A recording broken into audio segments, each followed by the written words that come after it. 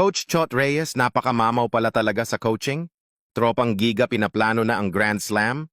Matapos nga nailista ang ika-11 nitong championship matapos manalo ang TNT ng kanilang ikalawang championship sa 49th PBA season, hindi na maiiwasan ang usapan tungkol sa Grand Slam para kay Mamaw Coach Chot Reyes.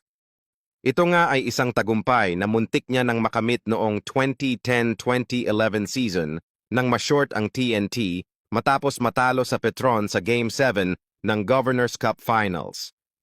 Hindi pa man nga nakakapagpahinga, ay humaharap na nga ang 6-time PBA Coach of the Year sa matinding pressure sa kanyang team na tapusin ang season sa pag-asang makuha din ang titulo sa Philippine Cup. Gayunpaman, haharapin ng TNT ang mga hamon sa All-Filipino Conference.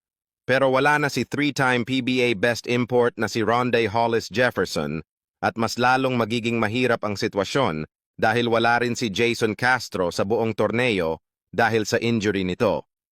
Aminado si Coach Chot Reyes na hindi ang team niya ang may pinakamagandang talento at walang pinakamalalim na bench. Pero mayroon isang dahilan kung bakit ang tropang Giga ay nananatili sa tuktok. Ito nga ay ang pagiging mamaw nito sa coaching.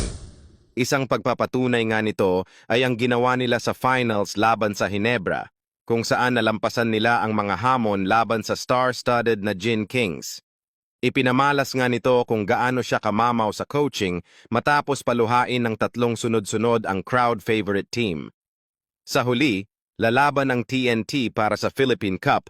Alam ni Reyes na mayroon siyang mga tao upang habulin ang kasaysayan na naglalayon para sa isang bihirang Grand Slam sa proseso.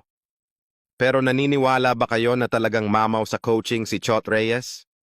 Ano ang masasabi niyo tungkol dito, mga idol?